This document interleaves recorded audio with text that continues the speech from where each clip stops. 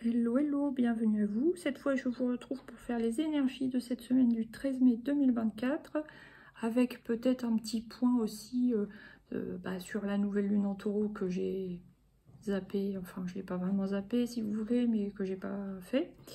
Peut-être le portail du 14 mai aussi, à voir. Donc allez hop, freestyle. Quelle est l'énergie qui va nous accompagner sur cette semaine du 13 mai 2024? La tour. Il y a un chamboulement quelconque. Oh my god. Serait-ce les orages qu'il y a eu? Je ne sais pas. Là, j'ai la papesse. Il y a quelque chose qui explose ou qui se casse la figure, ou il y a comme une révélation. Peut-être une sorte de prise de conscience, qu'il faut bouger les choses. Il y a quand même l'observation, l'analyse, le bilan. On repart sur un nouveau départ et pour trouver l'équilibre, mais de manière cadrée, j'ai l'impression. Ok, maintenant on va prendre 5 cartes de l'oracle G.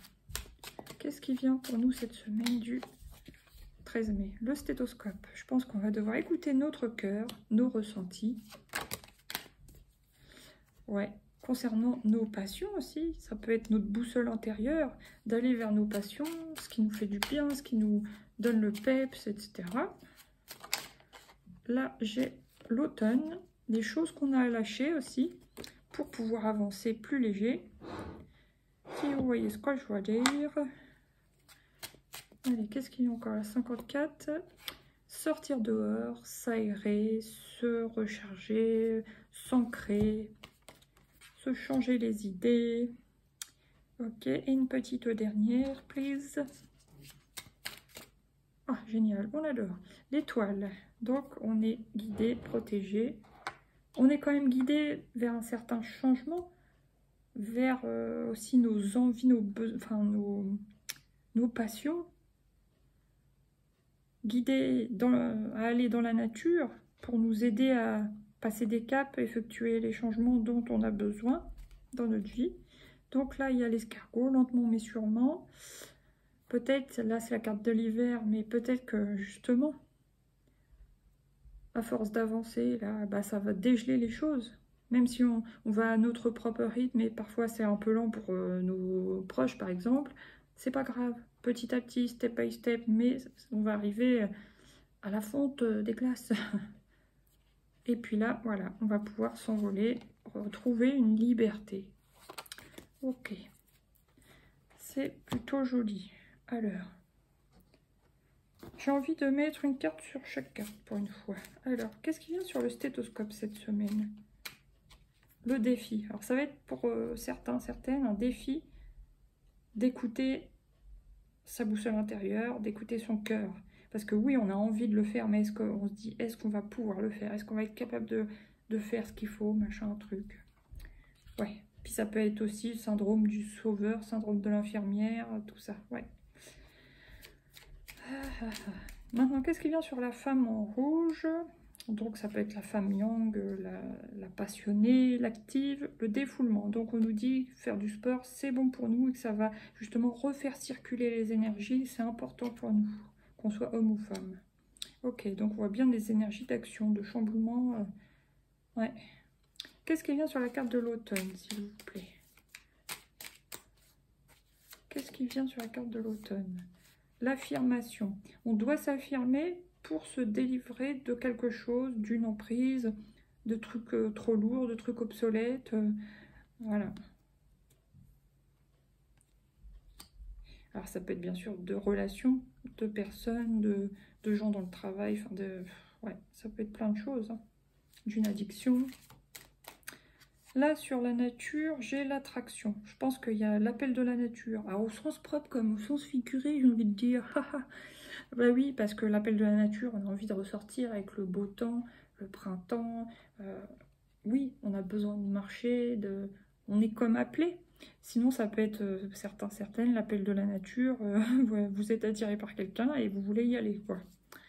Alors, qu'est-ce qui vient sur l'étoile? Qu'est-ce qui vient sur l'étoile? La libération, et ça revient. Ouais, donc vous êtes guidé pour vous libérer des choses obsolètes, des choses trop lourdes ou des choses qui ne vous correspondent pas.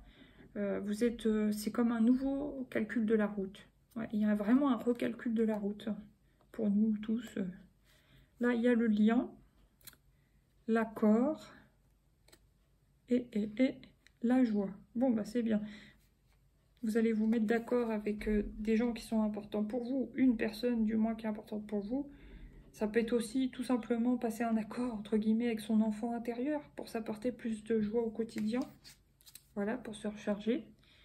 Alors maintenant, je vais prendre 2 ou 3 arcanes du Lightseer Tarot. L'étoile, vous voyez, des deux côtés de la semaine, il y a l'étoile. On est guidé. Ok. Deuxième tirage. Mais quand même, on est guidé à passer au-dessus de quelque chose. Il y a bien un défi.